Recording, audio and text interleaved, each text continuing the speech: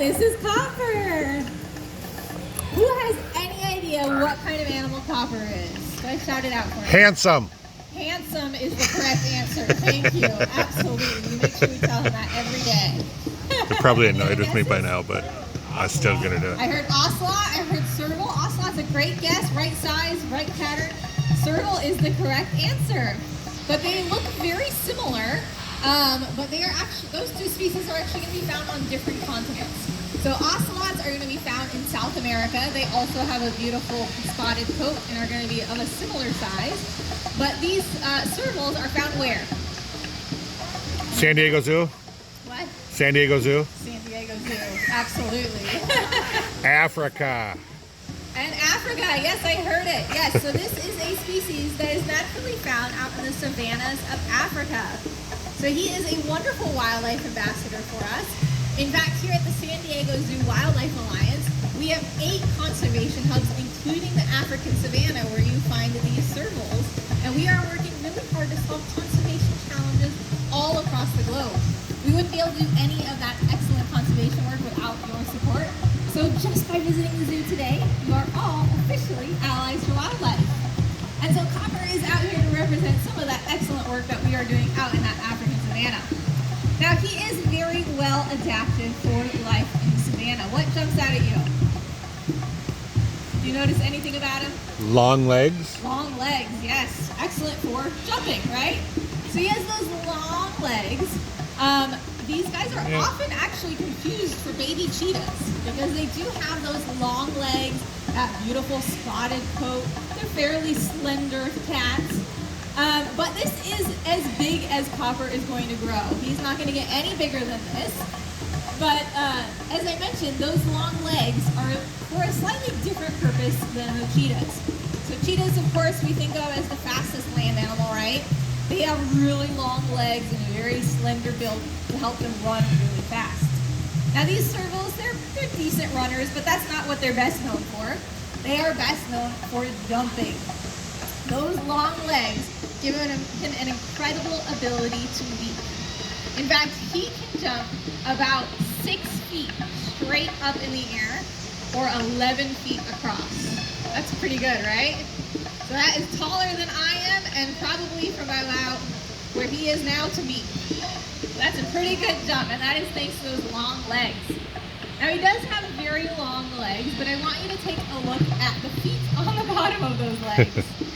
They're relatively petite. So if you go look at some of our other big cats today, like lions or tigers or jaguars, you might notice they have much beefier paws. These servals, however, you can see he has these little tiny paws, and that is to help him catch his food. So they are specialized in eating rodents. Now where would you typically find a rodent hiding? Underground probably, right? They're often going to be hiding in their burrows underground. So those little feet are perfect for being able to grab those rodents right out of their little holes. So we just demonstrated a little bit right here, and we are going to do one right over here. So we can all get a really good look. So we have a clear tube here. I'm going to pop some food right down in the bottom of that, and y'all can see just how far down Copper here can reach. Oh, we got a little pep in our step today. I like it.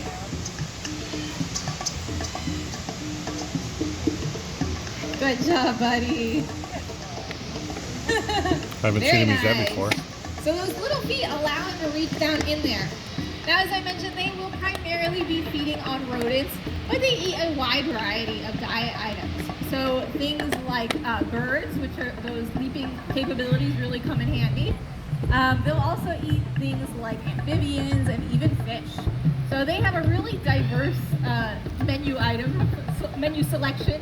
And that actually contributes to the fact that these are actually some of the most successful predators out there.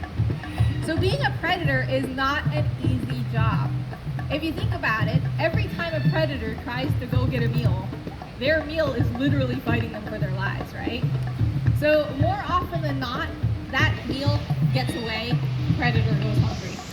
Sometimes predators will even get injured in the process of trying to acquire their food. But it's not an easy lifestyle to be a predator, and because of that, predators are usually only successful in acquiring that meal about 10% of the time. So imagine if every 10 times you went to the refrigerator and tried to get a snack out, only one time it opened. That's pretty tough, right? But these servals, they are such good predators. They actually have a 5 times better success rate than your average predator. Can you imagine? So out in Africa, if we think of the mightiest predators, those lions, right? These little servals are going to be 5 times better at catching their meal. That's pretty good. Now that is thanks to those legs that allow them to leap. It's also thanks to their excellent camouflage. So you can see that again when he has that beautiful spotted coat. It's really great for blending in with those dried grasses of the savannah. So when you think of the stereotypical dried grassland out in Africa, all those grasses, they're going to be casting shadows that look a lot like those little black spots. So he is really well camouflaged. Now, does anyone want to take a guess which side of Copper has the most spots? The top side? Left side, right side? Top side? What was it? Top side? Top side? The outside. Oh. That's my favorite joke. No one ever laughs. I don't think I'd heard it before. Those spots are excellent camouflage for him. Outside. But I want you to notice another pair of spots, and those are the ones on the back of his ears. Now those are called false eye spots, and they're a really useful protection for him. So as I mentioned, Copper here is about as big as a serval is going to get. He's actually on the large side. So they're a very petite species when it comes to carnivore standards out in Africa, right? You're using that one again. So although he is a mighty top predator on his own right, he does have to worry about other potential predators potentially coming after him or stealing his meal. And so having those false eye spots on the back of his ears serves as a little bit of a deterrent to those potential predators. Because most predators, like I said, it's not an easy gig, right? So they're going to be relying a lot on the element of surprise. So if you're trying to sneak up on a meal and you see that they're staring right at you, you've lost the element of surprise. It is not worth expending all that energy trying to catch an animal that sees me coming. So those false eye spots help ward off potential predators because they think they've already been seen. Want to eat your cookie? So it's a really good little protection for all that. You can have your cookie. If you're watching, you're doing a good job. Thank you. All right, well, I think he is ready to head on home pretty soon. As he goes, are there any questions I might be able to answer? Yes. Do you have any other servals here at the zoo? Great question. Do we have any other servals here at the zoo? Yes, as a matter of fact, the reason that Copper has joined us here at the San Diego Zoo is he actually was living at another zoo, and we participate in a program called the Species Survival Plan. And so what that is it is a cooperative effort among zoos in North America. And so we have stud bookkeepers whose job it is to maintain the genes of all of our participating populations. So those stud bookkeepers know who is related to whom, and they will make recommendations based on that genetic information for breeding so that we can maintain healthy, viable, sustainable populations of these animals. So Copper was brought here on a recommendation to breed with our female serval named Kendi, who you can see up at the top of Africa Rocks in the Kofi area. Excellent question, thank you. Any other questions? Yes? How long do they live for? How long do they live for? Late teens, early 20s is typical, yeah. Good question.